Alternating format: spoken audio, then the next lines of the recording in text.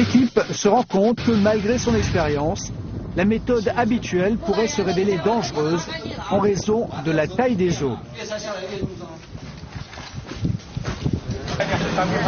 Après un examen minutieux du problème, le chef de l'équipe propose une solution peu orthodoxe.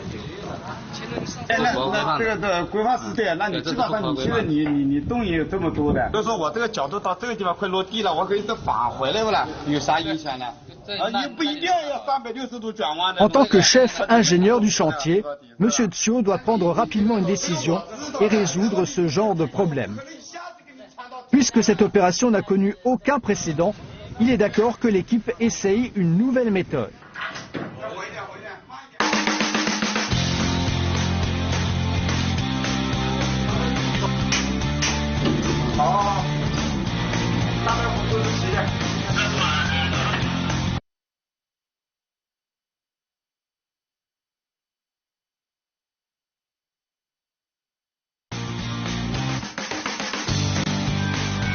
Et l'éolienne géante commence à prendre forme.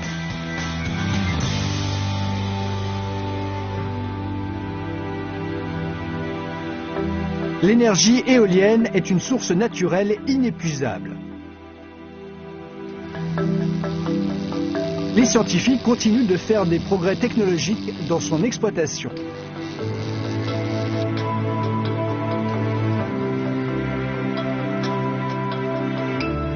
Durant sa durée de vie de 20 ans, la SL5000 de 5 MW peut produire de l'électricité pour un montant équivalent à 50 millions d'euros.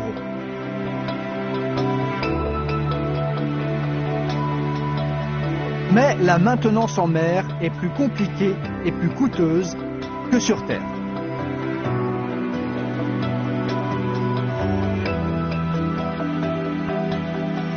Si des composants de l'éolienne, comme les roulements, doivent être déplacés, le coût peut rendre le projet peu rentable. Les roulements sont soumis à un couple important et constituent la partie la plus vulnérable. Actuellement, seulement 3 fabricants dans le monde sont en mesure de produire des roulements adaptés à cette éolienne.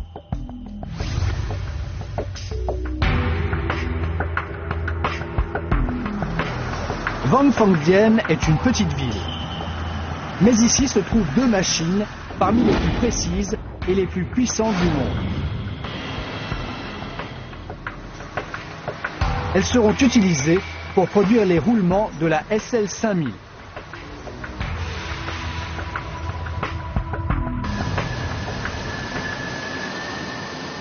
Pour fonctionner correctement, les surfaces des roulements doivent être extrêmement lisses et régulières.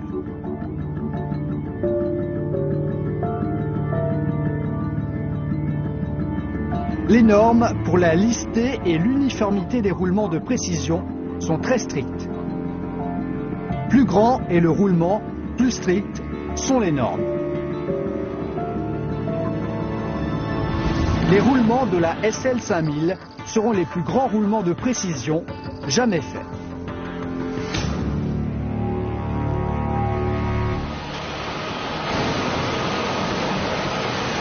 Cette fraiseuse de pointe, la plus précise du monde, peut arrondir les éléments composants métalliques de plus de 3 mètres de diamètre avec une erreur de l'ordre du micron. Le matériau utilisé pour les roulements est 5 fois plus dur que l'acier inoxydable d'un couteau de cuisine.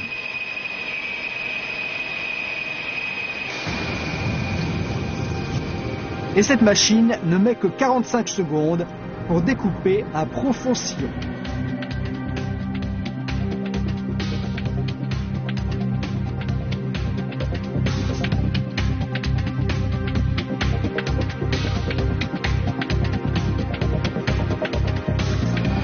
Il faut 3 heures pour fabriquer un composant majeur d'un roulement.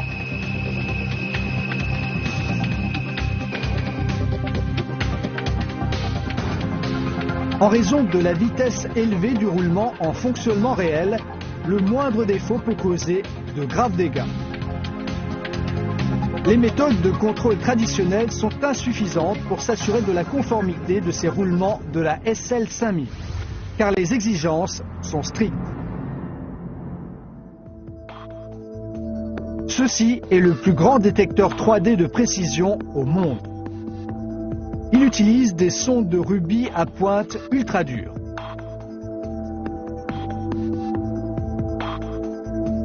Il a une portée de détection de plus de 3 mètres et une précision de 0,8 microns. En clair, c'est comme s'il pouvait détecter une bosse de la taille d'un grain de sable sur une surface plane de 3 km de diamètre.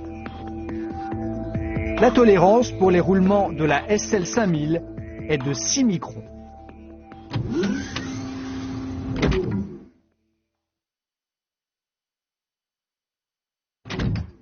这个6 μ是什么概念呢？它其实就相当于人的头发丝的1/20。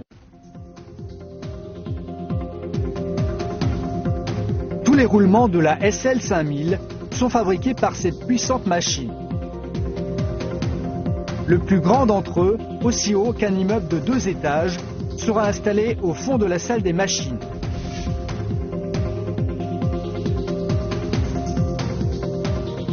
Il permettra à la grosse éolienne de tourner face au vent.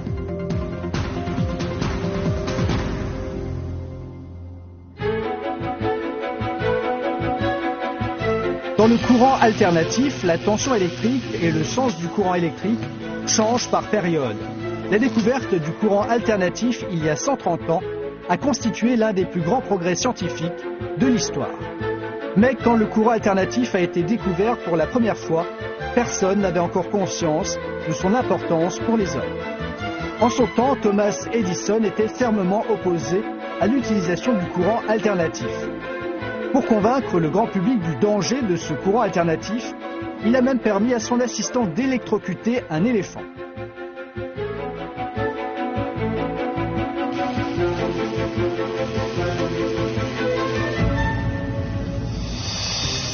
Aujourd'hui, l'expérimentation d'Edison nous prouve combien le courant alternatif peut être puissant. Mais lorsque les avantages du courant alternatif sont devenus évidents pour tous, l'ère électrique a émergé. La vie moderne est inévitablement liée à l'électricité.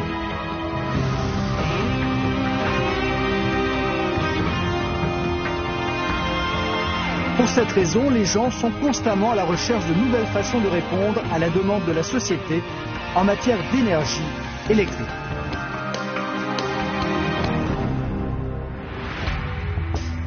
La combustion de combustibles fossiles est le moyen le plus pratique pour produire de l'électricité. Mais les réserves en combustibles fossiles sont limitées. En outre, leur combustion est très polluante et est liée à de nombreuses catastrophes écologiques.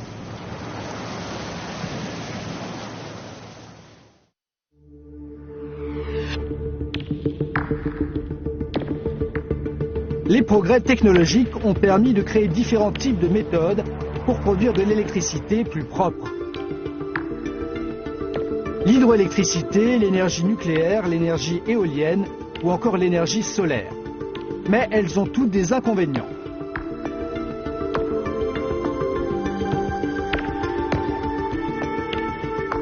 Jusqu'à présent, l'énergie éolienne est celle qui s'avère la plus écologique parmi toutes les sources d'énergie propre déjà connues.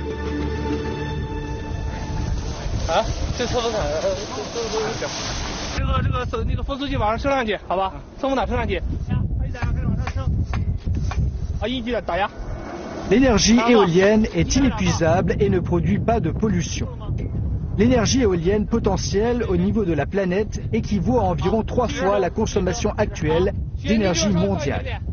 En d'autres termes, il y a assez d'énergie éolienne sur Terre pour alimenter la consommation d'énergie de 3 planètes. Mais l'énergie éolienne ne peut constituer la source d'énergie principale, car le souffle du vent n'est pas régulier. C'est un inconvénient inhérent à l'énergie éolienne, puisque la production et l'utilisation de l'électricité sont souvent simultanées.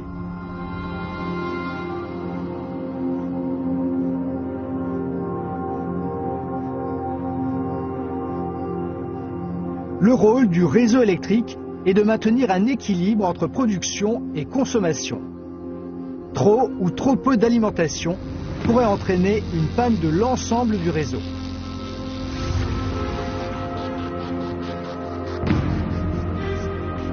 Si la régulation du réseau n'est pas améliorée, jamais l'énergie éolienne ne pourra vraiment se développer.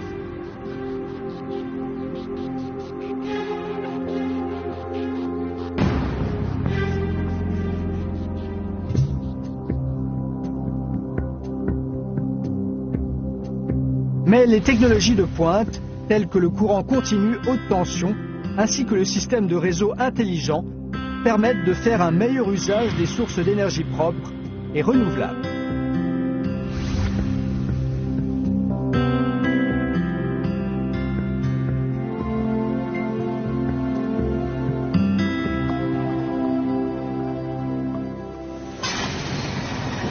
En juillet 2011, environ un an après le début de la conception et de la fabrication de la SL5000, la charpente principale, la boîte de vitesse et le générateur d'électricité sont tous en place dans la salle des machines.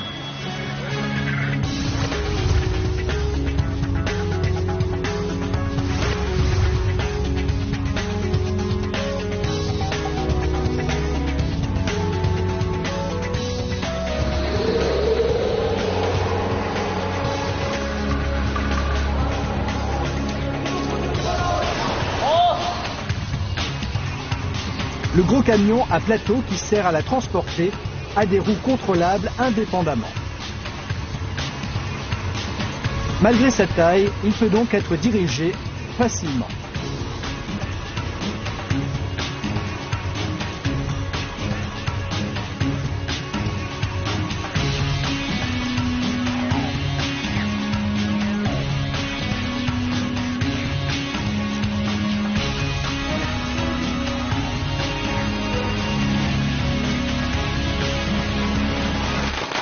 Trois heures plus tard, la SL5000 atteint sa destination terrestre finale. De là, un bateau l'acheminera vers le port de Yangshan, le site d'assemblage.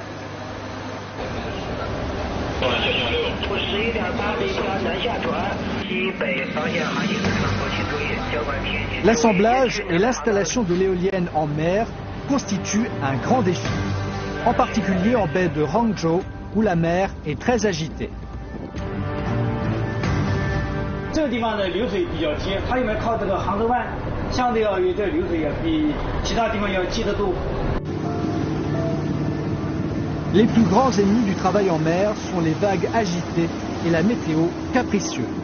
La mer peut être agitée même par temps clair et ensoleillé.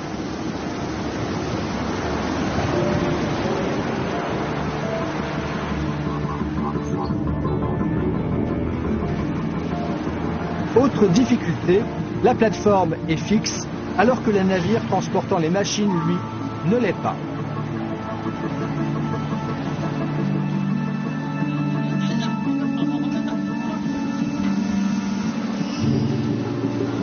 Cela rend le suivi du processus sur la plateforme particulièrement important.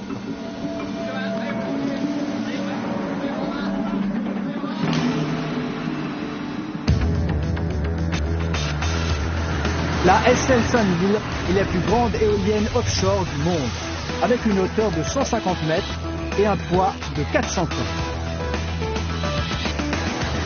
Le moindre choc sur la lourde salle des machines en train d'être hissée pourrait endommager gravement la plateforme ou la machinerie elle-même.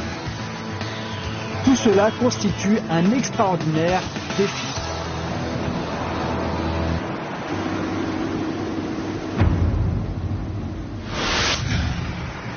L'étape cruciale de l'assemblage de la SL5000 commence le 3 septembre 2011.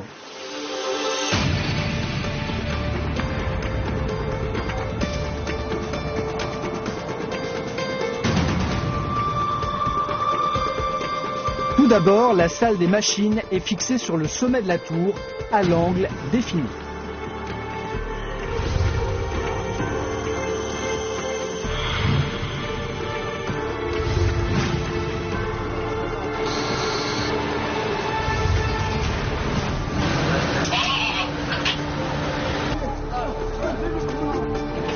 L'opération se déroule bien grâce à un plan précis et une exécution minutieuse.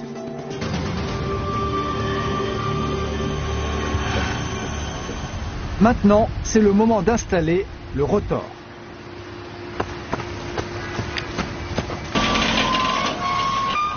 C'est une tâche difficile. Le rotor a non seulement une taille démesurée, mais aussi une forme spéciale qui complique l'opération. Il faut 2 grues pour le lever et maintenir son équilibre afin de limiter ses mouvements au maximum. Comme les aubes sont très longues, la moindre secousse pourrait les endommager.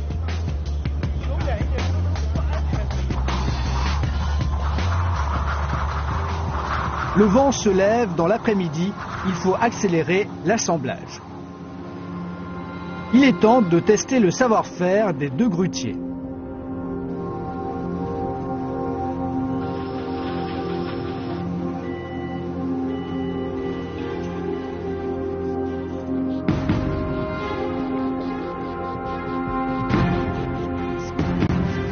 Monsieur Tio est satisfait de la progression de l'opération jusqu'ici. Tout le monde est extrêmement prudent en manipulant ce rotor de 128 mètres de diamètre.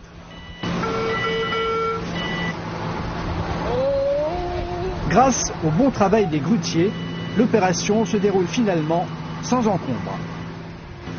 Mais l'équipe a évité le pire.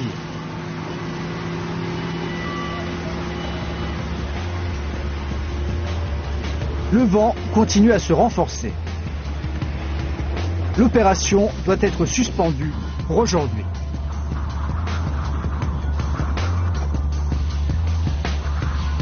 Mais le vent tombe souvent aussi vite qu'il se lève. Le travail pourra se poursuivre demain. Malheureusement, l'équipe va devoir faire face à une nouvelle difficulté. Selon les prévisions météo, la pression atmosphérique dans l'ouest de l'océan Pacifique est extrêmement instable. Ce qui signifie qu'une tempête tropicale ou un typhon est susceptible de se former dans les 2 prochains jours. La chose la plus sûre à faire serait de suspendre l'opération. Mais pour cela, il faut que la salle des machines et le rotor soient démontés.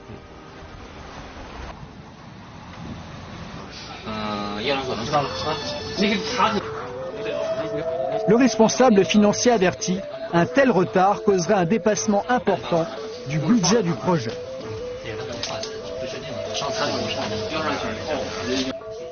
L'équipe peut également choisir d'attendre que le vent se calme et reprendre l'assemblage. S'ils font ce choix, aucune erreur ne leur sera permise, car le typhon arrivera bientôt. Monsieur Tio veut tenter cette méthode, mais il doit attendre la décision définitive du siège. Pendant ce temps, la salle des machines est toujours fixée temporairement sur la tour. Une grue est utilisée pour la soutenir durant la nuit.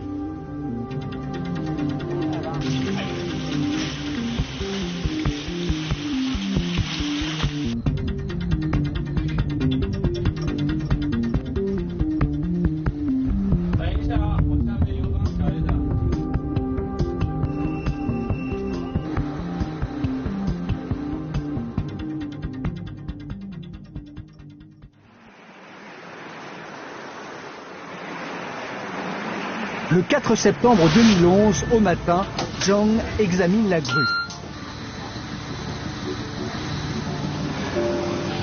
À part une diminution de la quantité d'huile, elle ne présente aucun dégât, même après avoir fonctionné toute la nuit. Le vent n'est pas retombé et aucune nouvelle n'est encore venue du siège.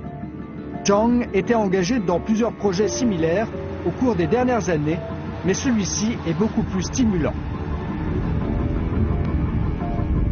Il a grandi au bord de la mer et aime les défis. Mais maintenant, il ne peut que se résoudre à attendre. La pêche est particulièrement abondante aujourd'hui. l'équipe pourra bénéficier d'un très bon dîner ce soir.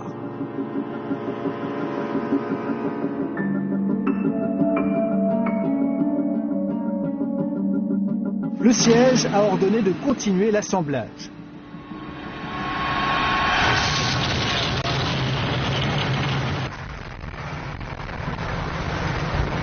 Le vent tombe enfin dans l'après-midi. Chiu décide d'attacher le rotor à la salle des machines.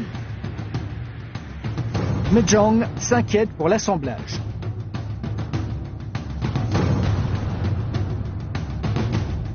Il faut fixer les 108 grosses vis du rotor sur les trous sur la salle des machines.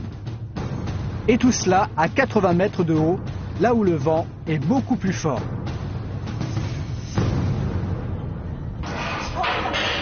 Le rotor pourrait se balancer en avant et en arrière, compliquant ainsi l'opération.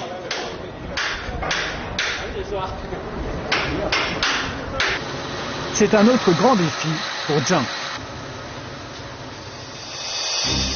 Le vent se renforce à la nuit tombante. L'assemblage doit se terminer avant. Tout d'abord, il faut mettre le rotor debout, ce qui nécessite une parfaite coordination entre les deux grues.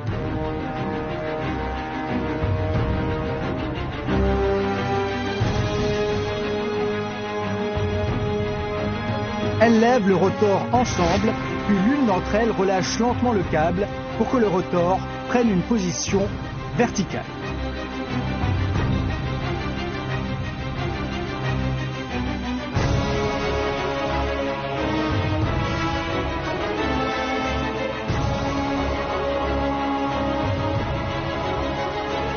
La dernière étape de l'assemblage commence à 15 h.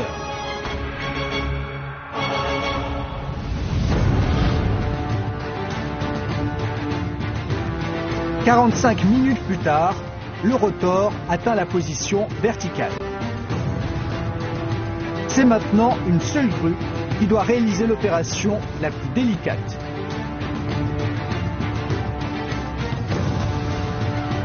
Difficulté, éviter tout heurt entre la salle des machines et le rotor lorsqu'il est suspendu à la grue. Tout dégât pourrait affecter gravement le fonctionnement de l'éolienne.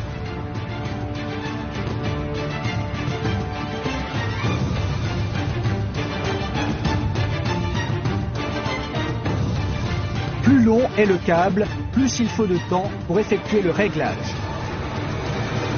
Après l'envoi de l'ordre, il faut plusieurs secondes au rotor pour bouger véritablement. Zhang démontre un excellent savoir-faire en contrôlant la grue pendant 1 heure et en déplaçant graduellement le rotor. Le rotor est mis en place juste avant la nuit tombante.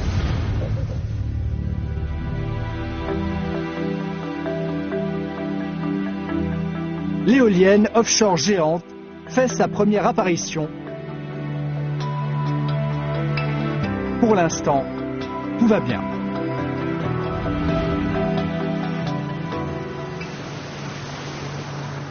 Le 5 septembre 2011, à 9 h du matin, la SL5000 part du port de Yangshan sur un navire semi-submersible.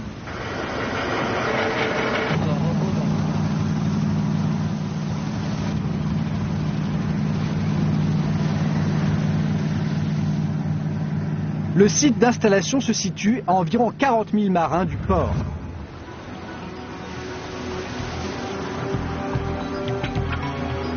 Le voyage a duré 8 heures. Le plus grand navire de grue à double bras, le Fangfan, a attendu là-bas durant 9 jours.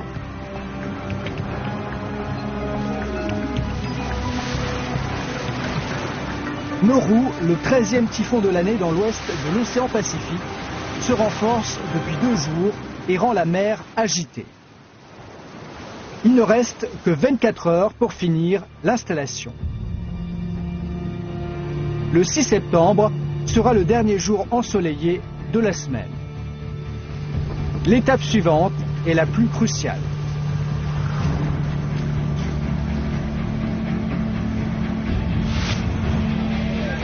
La base en mer est plus instable que celle sur Terre.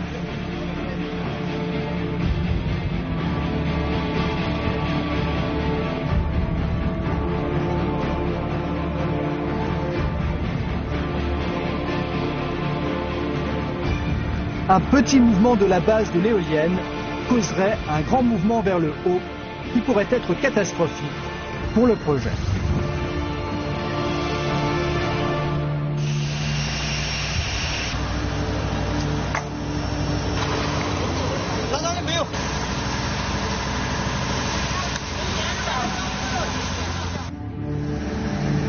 La base est étroitement surveillée par des instruments spécialisés afin de s'assurer que l'éolienne ne frappe pas la base. Mais comme le navire bouge sans cesse au gré des vagues, placer l'éolienne géante SL 5000 en douceur sur la base semble être mission impossible.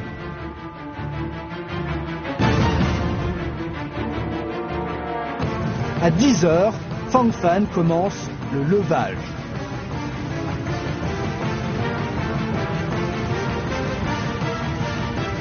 Deux heures plus tard, la SL 5000 est droite au-dessus de la base. Comme prévu, elle se balance en avant et en arrière, même avec l'aide du gigantesque navire de grue.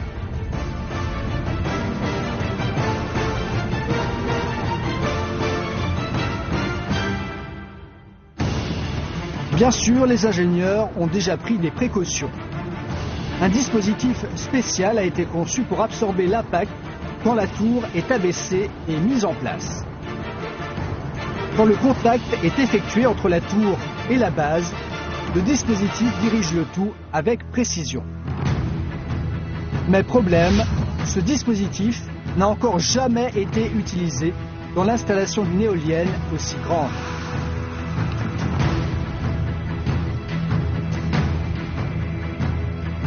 À 14 h, le dispositif d'accueil basé sur une technologie secrète est mis en place. Personne ne sait s'il fonctionnera ou pas.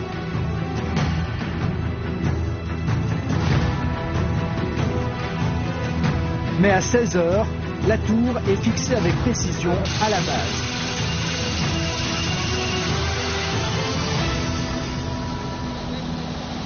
Aucun déplacement de la base n'a été détecté par les dispositifs de surveillance au cours de l'installation.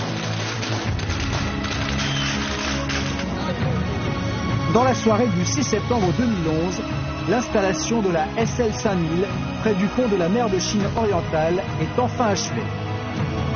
Un événement qui marque une étape importante dans l'histoire du développement de l'énergie éolienne.